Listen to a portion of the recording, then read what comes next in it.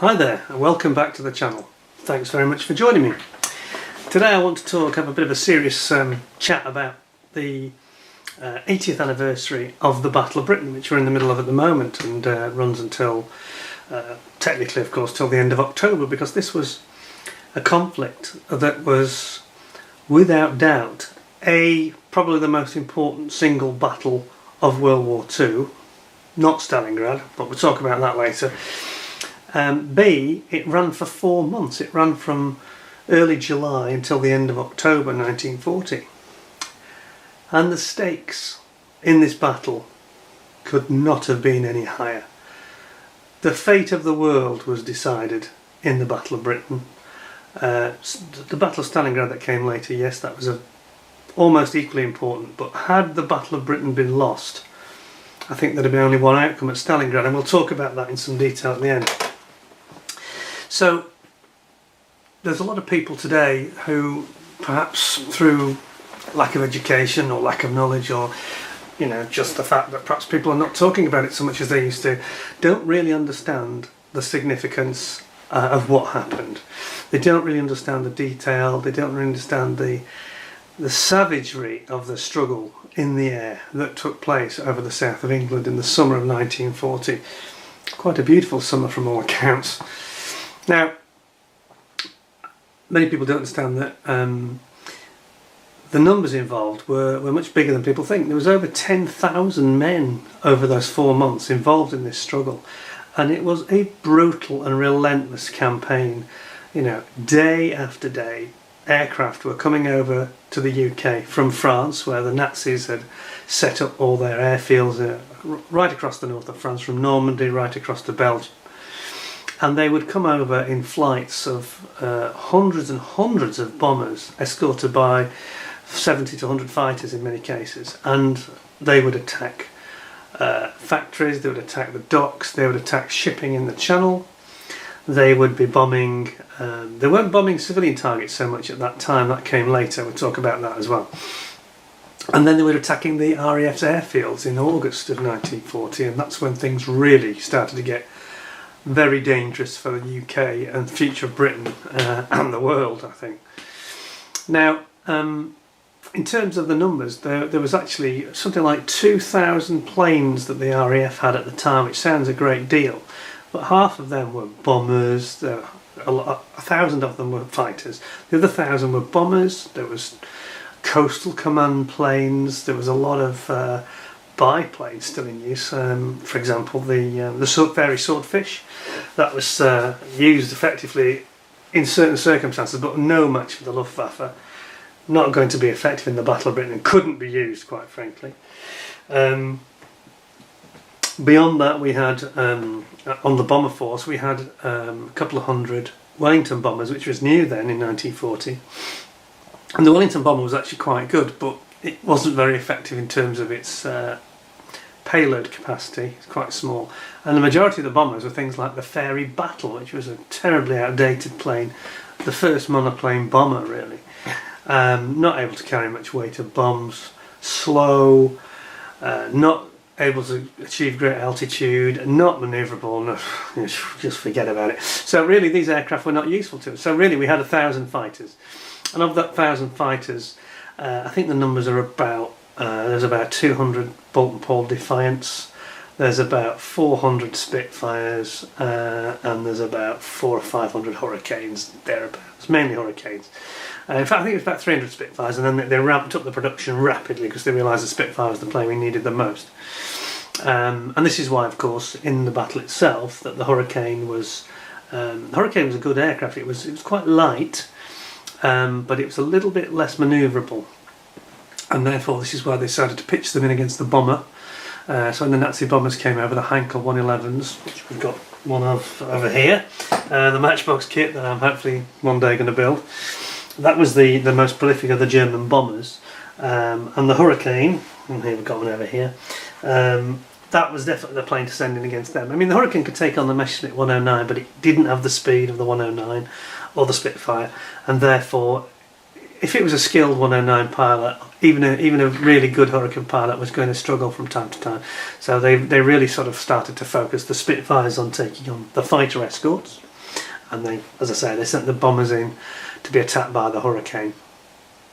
And the Bolt and Pole Defiant, well, I think the less said about it the better. This is a plane that looks a bit like a Spitfire. People often confuse them with Spitfires when the pictures appear in the daily papers, you know, and they have an anniversary and they say, oh, here's a fleet of Spitfires, and it's a Bolt and Pole Defiant. And you can always tell, because this aircraft is like a Spitfire with a gun turret behind the pilot, a gun turret straight out of a bomber, which made it very ungainly and heavy, a lot of weight high in the aircraft, not in a good place, wasn't very quick, wasn't manoeuvrable, and the Messerschmitt 109s that the Nazis sent across had them for breakfast, quite literally. Anyway,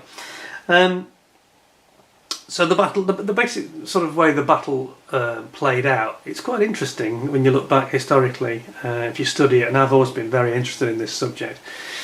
The start of the Battle of Britain, the Nazi Germany had overwhelming superiority, as I said, 3-1 advantage in numbers, but they also had better tactics. The actual experiences that they had from other earlier conflict in the war. Of course, they fought in the Spanish Civil War in 1937, which gave them a lot of knowledge of how to use their aircraft, and they'd had the aircraft, the 109, for 3 years.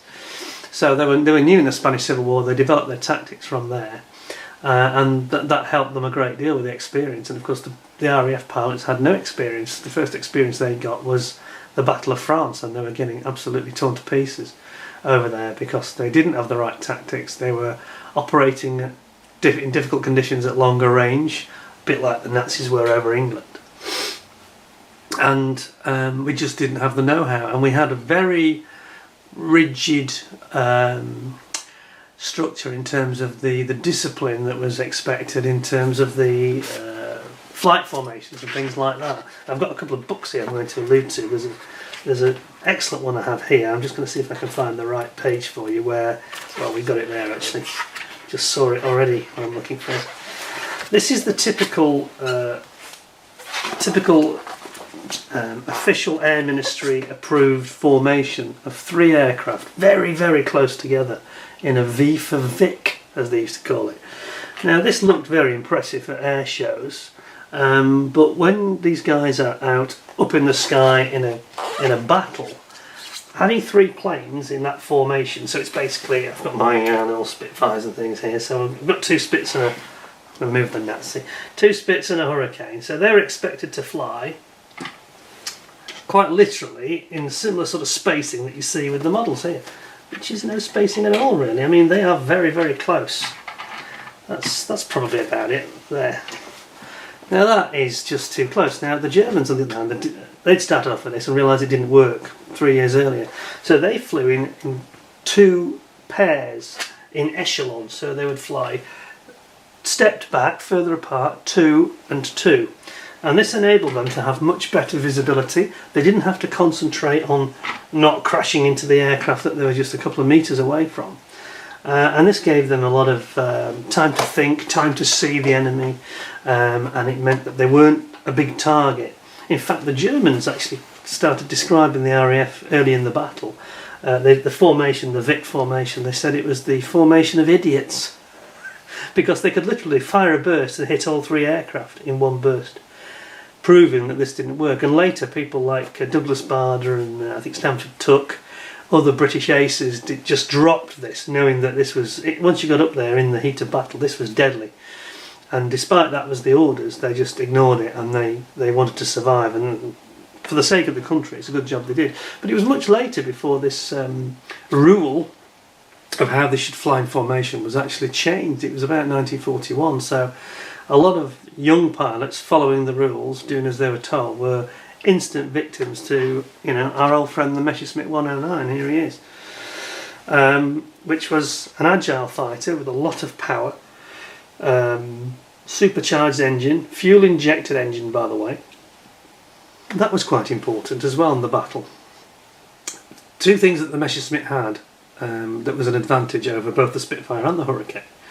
It could, because it's in fuel injection, it could climb very, very fast. It was the fastest climber, and it could literally push forward and just dive. Now the Spitfire and Hurricane couldn't do this, and the reason they couldn't do it is that in the Merlin engine, in the Spit and the Hurricane, because it shares the same engine. There was a problem with the carburettors, and if they're in a dogfight with a 109 like so, 109 dives, ignore he's got his wheels down, he dives into a steep dive, Spitfire follows him. As he does the dive, this creates a negative G, and you feel weightless when you're in the plane. But it also created a problem where it meant that the carburettors in the Merlin engine would flood the combustion chamber, and this would cut the engine, flood the engine, and it would cut, and it could either kill the engine completely or it would temporarily cut it, and the Messerschmitt would be gone, and who knows, maybe back on your tail. And then this was becoming a real problem, because it wasn't a fuel injected system like you have on modern cars even. This meant that this was a big disadvantage for the Spitfire and Hurricane, and in fact it was actually solved by a lady who, I can't remember her name, so you'll forgive me, I'll just check this. Oh yes, it was a lady called Miss Tilly Schilling. Now she actually invented something that became known as Miss... I'm going to read this out of Wikipedia so that people don't think I've made it up. Miss Schilling's orifice, which sounds quite rude, I have to say. But what she designed was like a little float valve that was the shape of a thimble, so not unlike the tip of your finger, inside the carburettor, and it stopped this fuel flooding back suddenly, and it temporarily resolved the problem. It still didn't give it quite the performance of the Messerschmitt, but it didn't cut out anymore. And this lady was a genius, obviously, because she actually developed it, and then she developed it further into, from being this shape of a thimble, she made it into just like a washer with a nick in it, and it had the same effect, and they developed it very carefully. And this helped the RAF to get around this quite serious shortcoming that the Merlin engine in the Spitfire and Hurricane had. And then later Rolls-Royce developed, she worked for Rolls-Royce obviously, and Rolls-Royce developed a pressurised carburettor, and then later in the war they had fuel injection as well, so these problems then completely went away. But it was a real difficulty in the Battle of Britain, because it sounds like the Germans had all the advantages. They didn't. So obviously, I mentioned that the Hurricane is a bit slower. It's got a very thick, deep wing chord, so it wasn't as aerodynamic as the Spitfire. Generally not as aerodynamic. That was one of the key reasons. But the Spitfire was super slippery as a shape. You can see this. We've got this nice Tamiya FX type model here. It's Tamiya, sorry. Now this has got a very thin chord to the wing, a very thin cross section aerofoil, and yet when you compare the two aircraft with the German 109, look how much deeper. Look how much deeper the actual thickness, depth of the wing is. It's much deeper and it's much wider with its elliptical shape, and it's got much bigger ailerons. If you look very carefully, the Spitfires is about twice as deep as the little spindly ones on the back of the 109's trailing edge here. Now what this meant was the Spitfire could turn very effectively, better than either of the other two planes. Tight turns. So 109 would go into a turn to escape from attacking Spitfire, and the Spitfire would basically outturn him, get ahead, shoot him up. And this was the great advantage of the Spitfire. In a skillful pilot's hands, he could outturn the MU-109, shoot him down. And that was the thing that made the Spitfire the king in the Battle of Britain, really. Especially once they conquered these other issues that I mentioned with the carburettor. Anyway, we're digressing. But I was so talking about the tactics. Obviously I got into the engines and the performance of the planes there, but talking about the tactics. The German tactics in the sky were very good.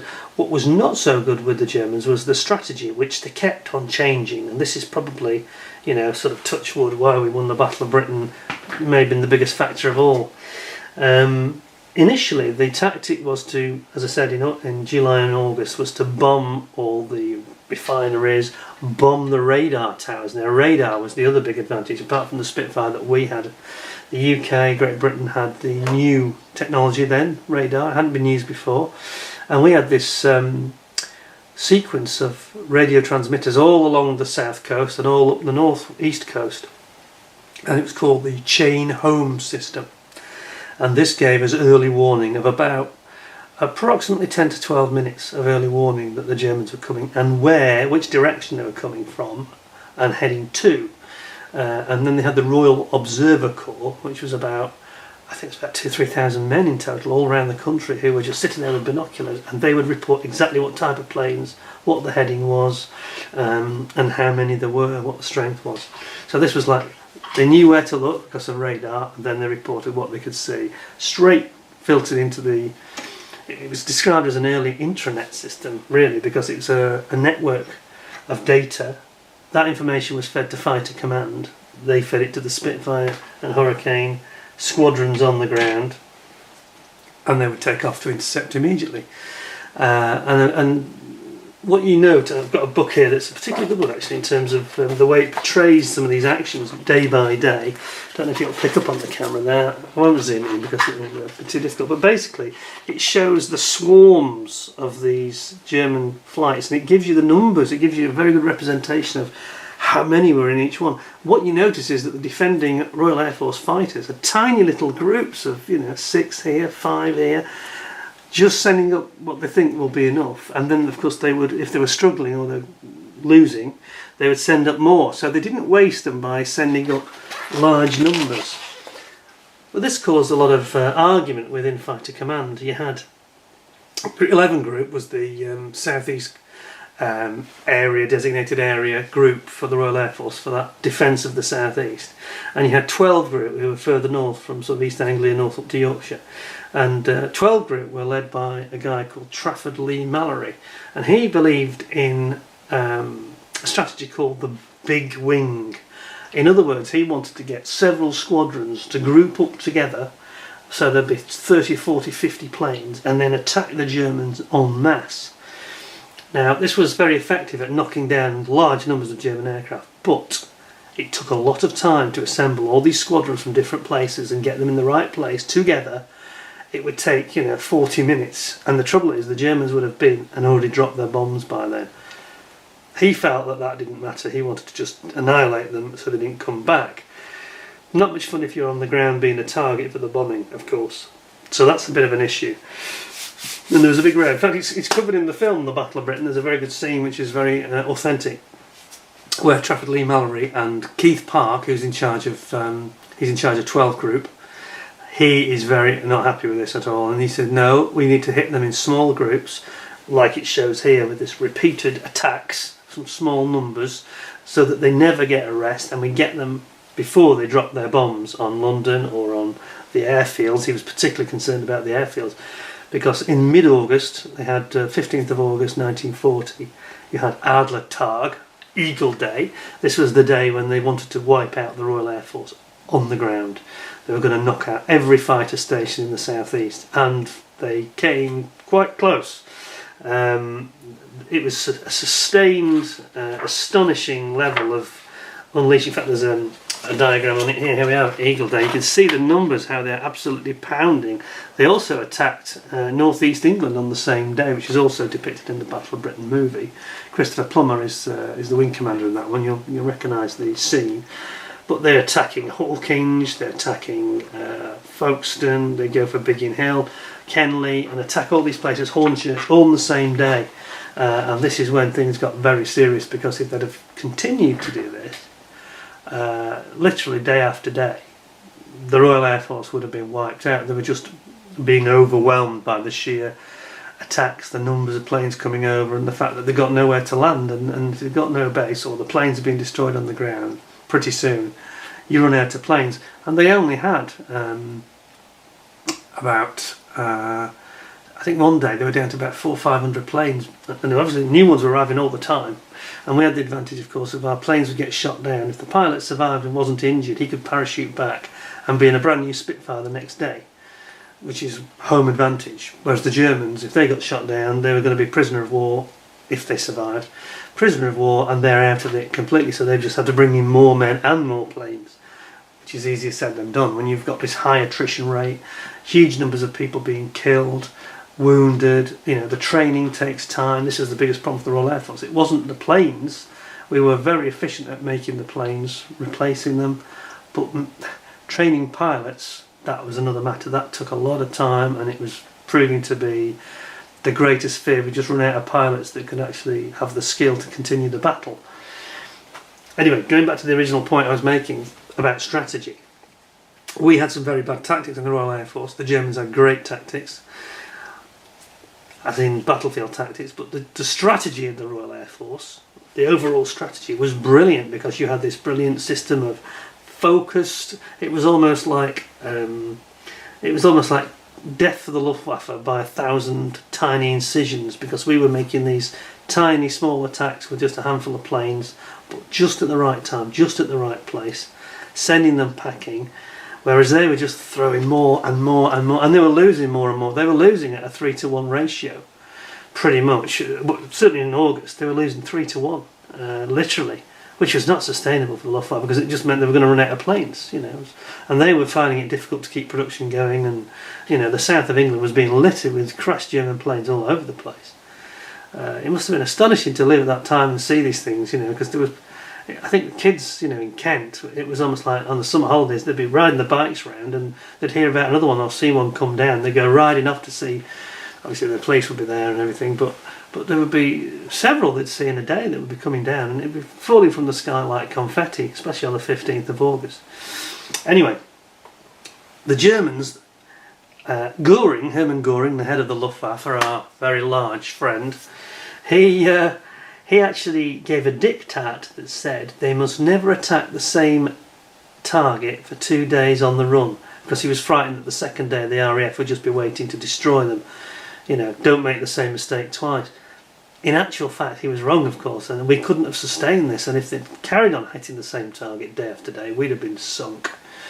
But this is what gave us the breathing space, and a day's breathing space. They were able to repair the runways, and don't forget, in those days we were taking off on grass strips, so it wasn't like a tarmac runway. It's quite easy to repair, and we just got this breathing space, and they kept changing tactics. So they had this Adlertag the day they were going to destroy the Royal Air Force. They didn't. I'm looking at the pictures of this is actually just the morning, the picture I just showed you from this book. Now we have the late afternoon, where they come across from Normandy and they're attacking the Isle of Wight, they're attacking airfields at Warmwell, Middle Wallop, Tangmere, Odium. They're attacking everything. Every airfield is getting absolutely plastered. It must have been very terrifying, to be at one of these airfields. And the numbers of these planes, there's clearly over 100 in there, another 100 there, and it's just staggering when you see these. And then even into the evening they were still coming over. They were attacking West Malling, Biggin Hill got hit, Kenley was hit again, Croydon, Hurricane Base got hit. It was relentless, absolutely ferocious. And on it went. But then they became disheartened, because the RAF was still showing up, and they changed tactics again, and then they stopped this attack there was a couple of days. There was a bit of a lull, and this gave us a chance to rebuild, of course. And I'm just flicking through the book a little bit there. We've got some famous quotes from one or two people saying that Keith Park was right and Lee Mallory was wrong. The one time that Lee Mallory's big wing system did work was on the 15th of September, which was the Battle of Britain Day, as we call it now. It was the biggest day, the hardest day of all, and that was the day that he actually did get the big wing. He brought them down from the north.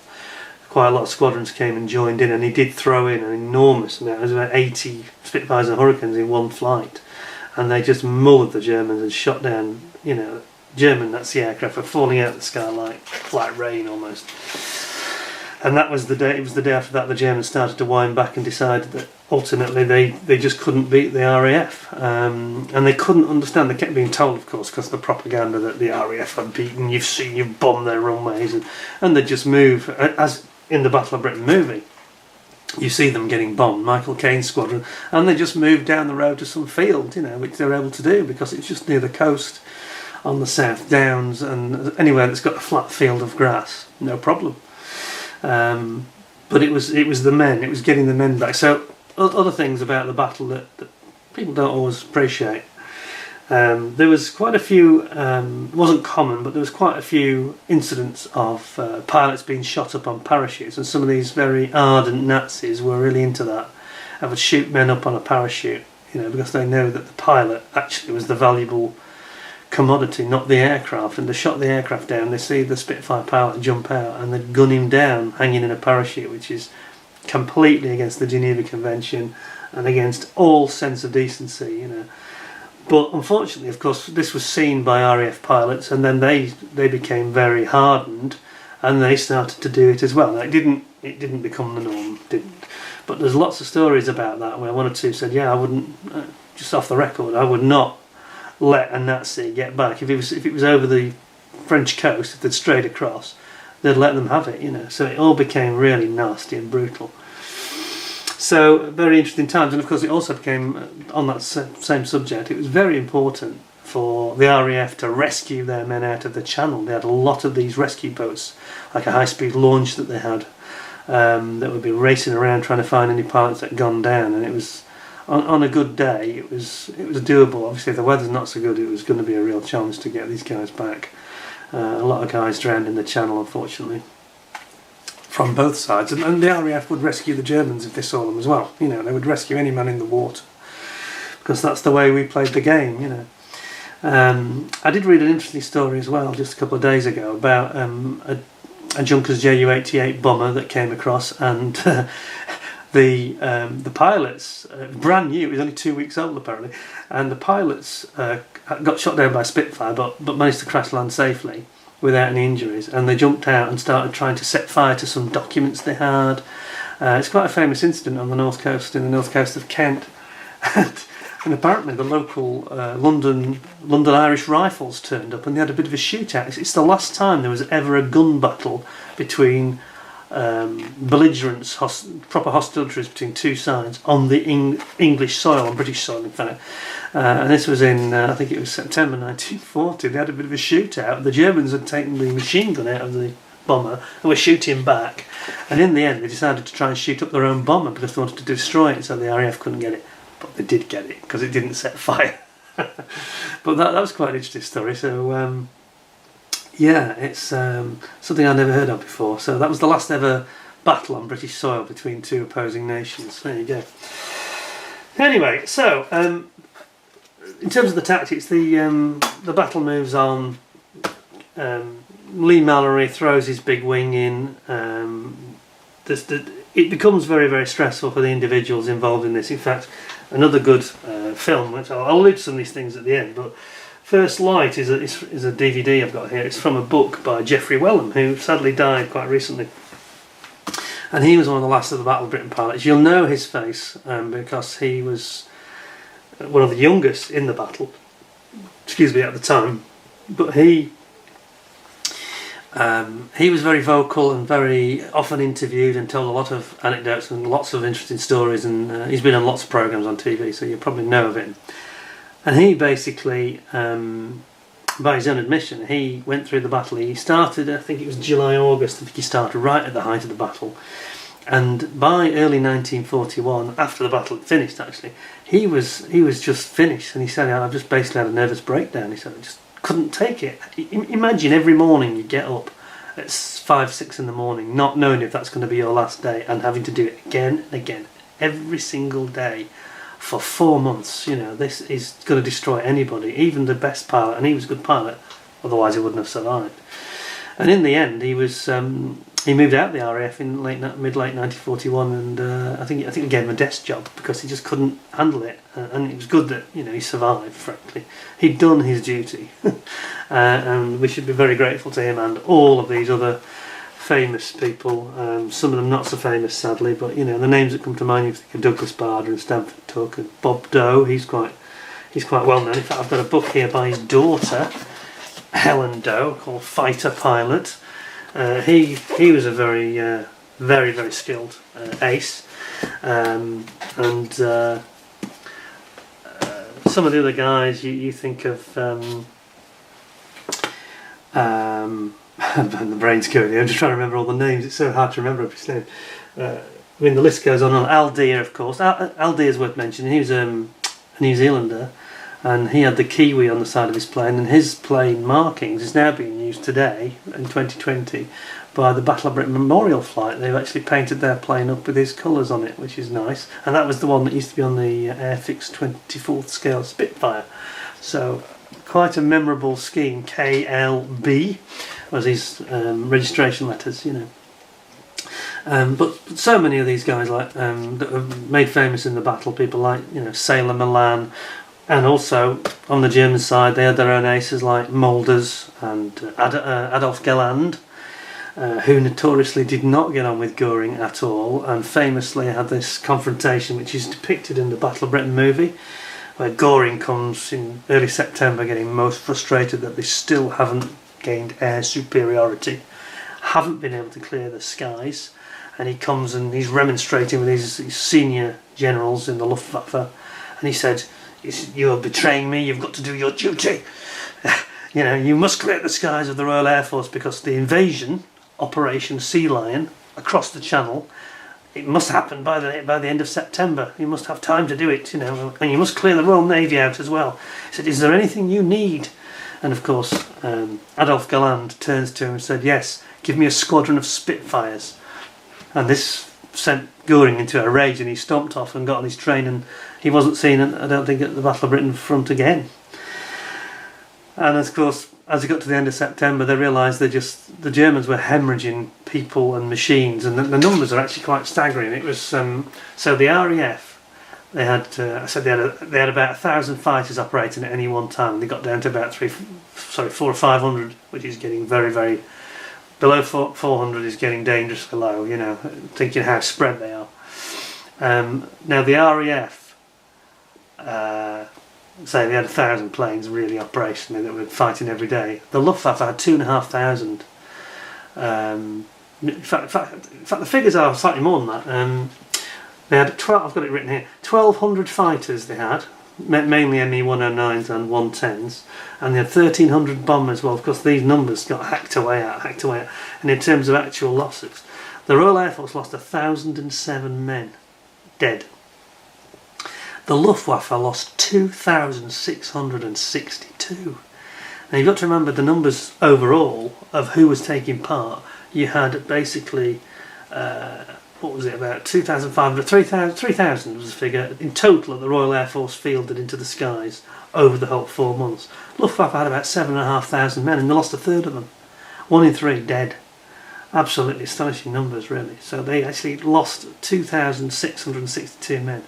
I mean, it's just unbelievable. Obviously, they've got bombers with more men in than one would be in a fighter, but even so, it's pretty staggering, And they got to the middle of September. They just decided that it was going to be too late. Hitler then said, "I'm going to postpone Operation Sea Lion." In other words, it was cancelled, really. I think he probably even knew this. He wanted to attack the Soviet Union, and that was now put back to 1941, summer of. And the situation that evolved really was the fact that they weren't going to give up on pounding Britain. They wanted to punish Britain, so they changed the strategy again. So we started off trying to destroy the ports, started off trying to destroy the factories. That didn't work. Then they tried to destroy the Royal Air Force. That didn't work. Then they had this massive campaign where as is depicted in the film, true story, that they had a flight of bombers at night coming over. I think they're going to attack one of the airfields, I think Croydon maybe, and the pilot got lost. It was the lead pilot, Luftwaffe Heinkel 111 bombers. He got a bit confused, and he I think there was some cloud. He circled around a bit, and they ended up over London, but didn't even know it. And they decided that they were going to go home, and they released their bombs through the cloud on the outskirts of London towards Croydon. This was actually an accident because they didn't know where they were, and they just wanted to get home. And it was, yes, we've done our job. Let's get back to France quickly. Now, of course, this infuriated Churchill because he wasn't sure whether it was deliberate or not. But the fact is, they dropped bombs on London, and the very next night, Churchill ordered that a squadron of Wellingtons would bomb Berlin. Now, this was no mean feat because it was a bit of a stretch in terms of distance to Berlin, but they fully fueled them up. Only a relatively modest bomb load to compensate, but they wanted to say, "We bombed Berlin," and Churchill did this, and they went. A squadron of Wellingtons bombed Berlin. It's in the Battle of Britain movie, where these two guys who have bombed London are going to be rollocked by the Führer, and they get sent to Berlin immediately. And before they even get to meet the Führer that night, the following night, they see the air raid sirens going off, and they're getting bombed by the RAF. And this kicks off the London Blitz. And this is the third change of strategy from the Germans, which is really where they come completely undone with their thinking, and their inability to pursue a single strategy is what really keeps on letting the RAF off the hook. And they start to bomb London. The London Blitz starts in October, proper, and they stop bombing the airfield, and the RAF recover. They get more pilots through, they get the planes through, and then we're very quickly back up to full strength, despite all the grievous, very, very sad losses that they've suffered through a brutal summer of conflict like no other. The following year, of course, having done all this and lost a third, probably about 40% of the Luftwaffe was wiped out in the Battle of Britain. This was the biggest air force the world had ever seen, and a tiny force of a few hundred, on most days, a few hundred fighters, was able to knock out 3 planes for every one that they lost. And it was the very focused nature of the way that this was done, the strategy that was used, really made the difference. And it really was, when you think about it in the wider scheme of things, Churchill summed it up with his statement about never in the field of human conflict has so much been owed by so many to so few. What he really said was this was the ultimate David versus Goliath conflict. Nothing has ever been seen quite like it before or since, where a little force, totally outnumbered, outgunned, who on the face of it have got no chance, actually defeated a superior enemy, and they survived. Now you have to also remember, for those of you that don't know a lot about the Battle of Britain history, we were on our own. This is actually not about the Battle of Britain, this is Darkest Hour with Gary Oldman, who plays Winston Churchill. A brilliant piece of art, that is. Very, very essential watching if you want to understand what leads up to the situation. And very good for our American friends to watch, because there's a scene in that film where he's speaking to Roosevelt and he wants him to give him some destroyers, and I won't spoil it for you, but it shows just how alone Britain was. We were not getting support from the Americans other than loans, really, lease lend. Excuse me. The situation was that in America there was a very strong anti-war movement. There was no desire to get involved. Everybody said it's a European war, it's nothing to do with us. Well, actually, that couldn't have been more wrong. You could argue the First World War, that certainly was true, because that was ridiculous the way that started. But the Second World War, what choice did Britain have here? What choice did Britain have? Sue for peace with Germany.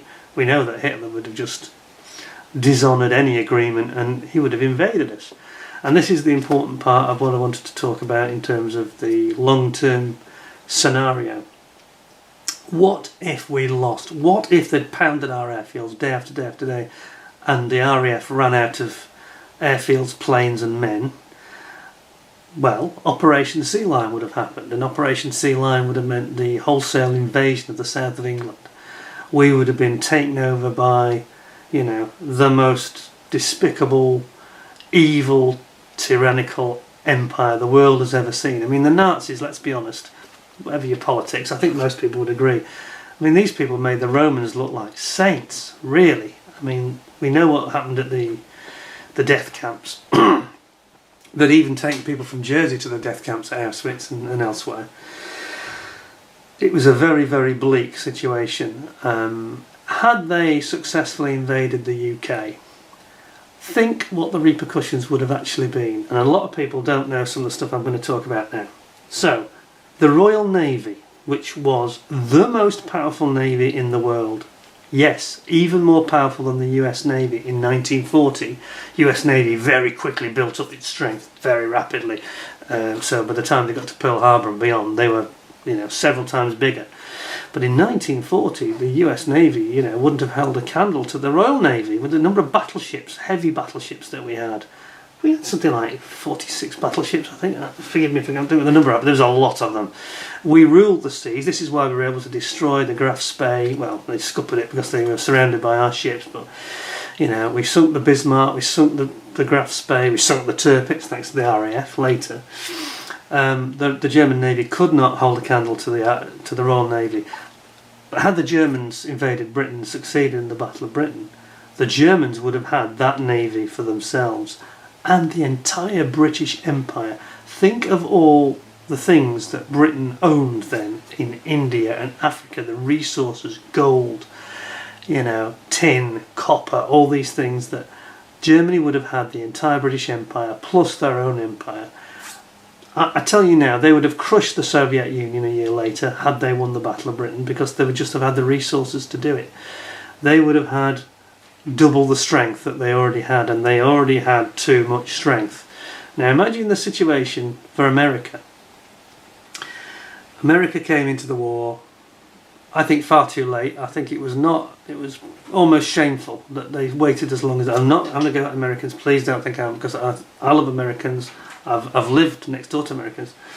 I've got no problem with America at all. I'm a big supporter of the USA and always have been. But this was a slightly shameful period when they really should have just thrown in with us. I mean, they had journalists in London during the Battle of Britain who were sort of trying to give the odds about whether Britain was going to collapse or not, and they were sort of hesitating all the time, feeding it back to Roosevelt about, well, we don't want to lend them too much materials because then the Germans will get them, And they didn't throw in with us until it was clear that we'd beaten the Germans. Yeah, we got support, we got cheap loans and things like that, but America held back. This is quite disappointing, I think, when you read the history properly. It's alluded to in the film, but there's lots of written documentary evidence about it. Roosevelt himself wanted to support Britain, and it was a lot of people in the House of Representatives that wouldn't support him. If he went to war, he was going to be on his own. They wouldn't support him. It wouldn't get through. And it's real frustration for him, I think, because Roosevelt was a good guy, no question about it. But there was this, almost like it's not our problem. But going back to my point, what would have happened then? So you've now got Britain is part of Nazi Germany with her massive empire, massive navy, an air force with superior planes. If the Germans had unleashed that on the United States, especially the navy, what chance would the United States have had? You've got Japan on one side. At that time, 1941-42, America could not hold her own against the Japanese until Midway, of course, when that all changed. And of course, America is constantly pumping out more production with her advanced industrial mass and might. But if Britain and Germany had been as one, if it had all become part of Nazi Germany, I don't think they'd have even got that far. I think that the Germans would have crushed the Soviet Union in 1941. Absolutely no problem at all with the extra strength they'd have had. They would have had all those extra materials, they'd have had oil, everything that they needed, and a navy that could force their power and focus it anywhere they wanted in the world, including the United States. And the pact between Japan and the Nazis would mean that the Americans would be squeezed on both sides, and I think that this would have been disastrous for the future of the world. Don't want to rant on, I know I'm hypothesising and speculating here, but do not underestimate the importance of the Battle of Britain. 10,000 plus men fought a battle in the sky. The future of the world was decided right there. If that had been lost, Stalingrad would have been a cakewalk for the Nazis. Pearl Harbor would have been the beginning of the end of America, and we'd be in a very, very dark place today. It doesn't bear thinking about. The more I think about it, I sort of have nightmares about it, really. And yet here we are today. We have people, don't want to get into politics, but we have people moaning about how oppressed they are and what a terrible place the USA is and what a terrible place Britain is. These people don't know the history. They don't understand what their countries represent, I don't think. And just in case any Americans think I was having a pop at I'm not having a pop at America. When America did come into the war, they were fantastic. Absolutely marvellous. Just wish they'd come in 1940, because the war would have been a lot shorter. No doubt about it at all. However, they did come in, and we got the right result in the end. The problem for Britain was that, and again, a lot of people don't seem to realise this, they talk about the empire and how wicked it was and all this. No. The empire that was wicked was the Nazi empire. Until you've understood clearly what they were doing, what they planned to do in the future, you've no idea. It's just beyond belief. And people also forget, they talk about slavery and all this stuff. People forget that Britain is the country that first made slavery illegal. We actually abandoned slavery 50 years before the USA. But anyway, I think we should count our blessings. I think that we should also celebrate this victory, the Battle of Britain. And by the way, like I said about Americans, I just want to add one important thing, not just about the Americans either. Some Americans were so moved and so disgusted and dissatisfied with the way that their government behaved over this issue I've mentioned. They came across here, and it's mentioned in the Pearl Harbor movie, of course. The Eagle Squadron of American pilots, they came over because they could see exactly what was going to happen. They were desperate to help, and they wanted to free the world from this kind of tyranny. And they were brilliant. You know, these guys made a brilliant contribution, and it was a foretaste of things to come. And of course, later in the war, when the Americans came here and they set up the bomber bases, well, that's when things really turned around, and Germany got a taste of her own medicine. And of course, in the war over the skies of Germany, the Americans in the day and the British bombers at night, they completely turned the tables on them. And later in the sort of 1944, when the Mustang arrived, the Americans could even escort their bombers all the way to Berlin. So it was game over for Germany then, you know. Thank God. Thank God. Anyway, we're not here to knock anybody. Germany today is fine, you know, Americans are fine, everything's fine now, but don't underestimate how dark and how dangerous this time was for the world. The summer of 1940 was the pivotal moment. Until this moment, the Germans had walked across every country. They'd gone into Poland, they'd walked across, you know, Holland, they marched into Belgium, they crushed the French in a few weeks, despite the Brits trying to help them. And of course, we only survived because we escaped at Dunkirk, which was sort of a victory from the jaws of defeat. Sort of, you know, but it was a very great thing that we were able to do that, and that showed the British spirit and what was to come. And if we hadn't have had that, you know, the world today would be in a very, very terrible place.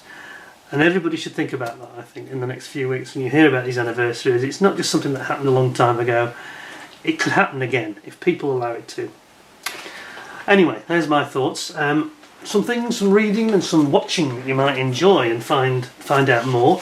I've got to say, this is actually my favourite. I've got lots of lovely Battle of Britain books, but this is my absolute favourite because of the way it depicts in such detail, day by day, even morning and afternoon, of what exactly was going on. And this is actually a book from Salamander, The Battle of Britain. I just cannot stress how good that is. Some other great ones. We've got our friends, some great historians, aren't there? Dr. Stephen Bungay. He wrote a very famous book. I was going to say The Narrow Margin, but that wasn't him, was it? That was Derek. I forget the names, aren't I? The Narrow Margin is the book that the Battle of Britain movie was based on. Dr. Stephen Bungay, he appears in a lot of these documentaries, and so does James Holland, and he wrote this one, The Battle of Britain. It's quite a recent book in the last 2 years, which I haven't read yet, I've got to be honest, I've not quite got into it, but I have started reading the Spitfire book by John Nichol, who was the ex-RAF Tornado navigator who got shot down in Iraq, which we all know about. I mentioned already about the Helen Doe book about her father, Bob Doe, who was a famous Spitfire ace. Then we've got numerous magazines are out at the moment. It's got the new Fly Pass, which is a corker. There's some absolutely stunning stuff in here. Talking in detail about some of the Germans' aces, for example. It talks about, I just mentioned Adolf Galland. And we can find the right page. Here we go. Famous 5 Germans. Mulders, Werner Mulders, I mentioned. Adolf Galland with his famous Mickey Mouse and his famous big cigars, you know. Helmut Wick, Balthazar, Walter Ossow, some famous guys there. And then this has just come out. Sorry, I've got one more book. Alfred Price is another famous expert on the Battle of Britain. There's a second book called The Battle of Britain, which you can also get on iPlayer, Kindle, etc. by Richard Overy. He's another one.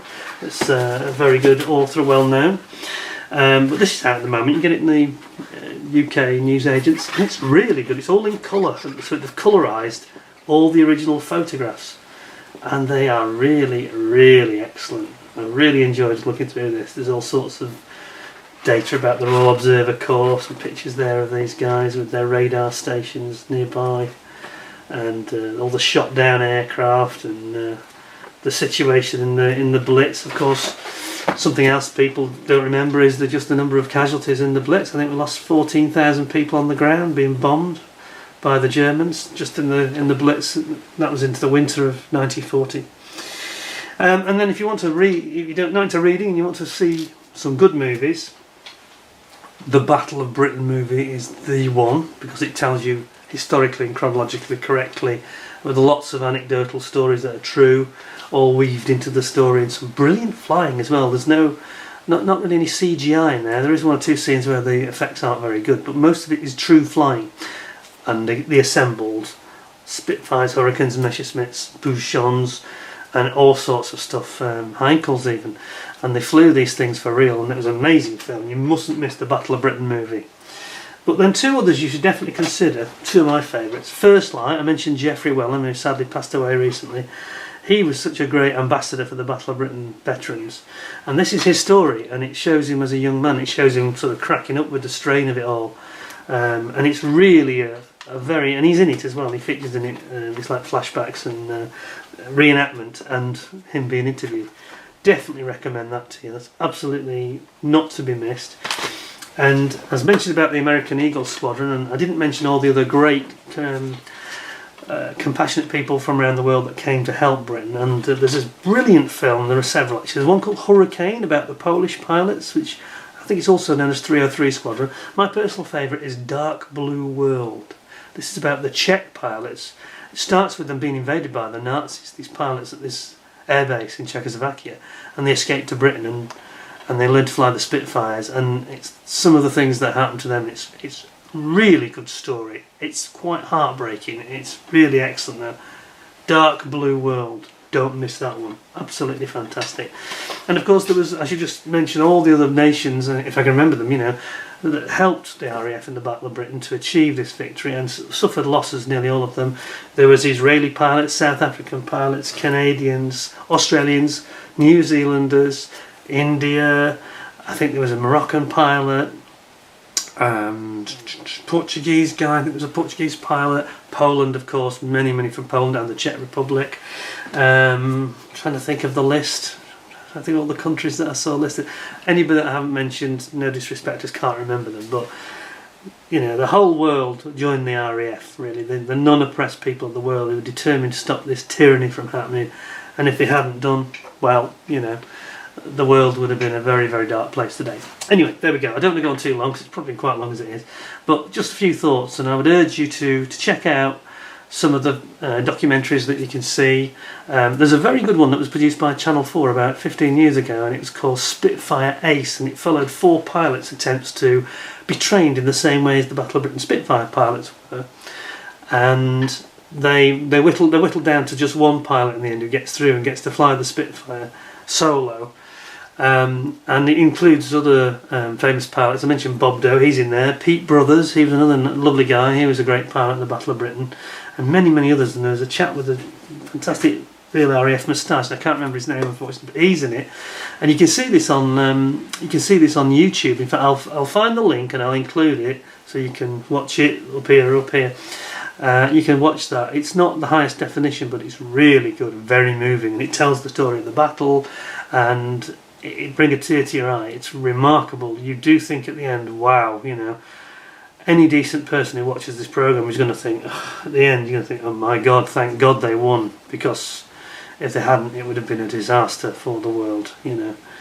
It would have been like going back to the Dark Ages. But anyway, I'll put a link in for that. If I can think of any other good ones that I think you should see, there's a movie called Spitfire, which was made 2 years ago, which I did have, but I think I've lent it to somebody, and that's brilliant as well. That tells the story of the Spitfire, and it talks about the Women's Royal Auxiliary Air Force who delivered them to the fighter stations and all that stuff. Very interesting, fascinating stuff. Anyway, enough from me. Hope you enjoyed the video. It wasn't too long. I tried to include everything I thought was interesting and worth mentioning. But it's such a huge subject. You should go and have a look into it yourself, and you know, you'll find lots of things if you start reading books and looking at some of these documentaries that you didn't know. I always do.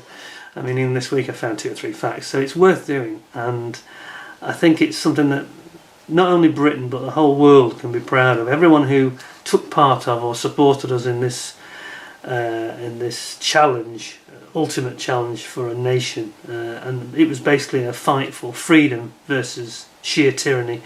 Thank goodness the right side won. Anyway, thanks very much for watching. Hope you enjoyed it. If you did enjoy it, please like, share and subscribe and to the channel. And I hope in the future to have some more interesting videos coming forward for you to watch again. In the meantime, take care of yourselves and thanks a lot. Bye for now.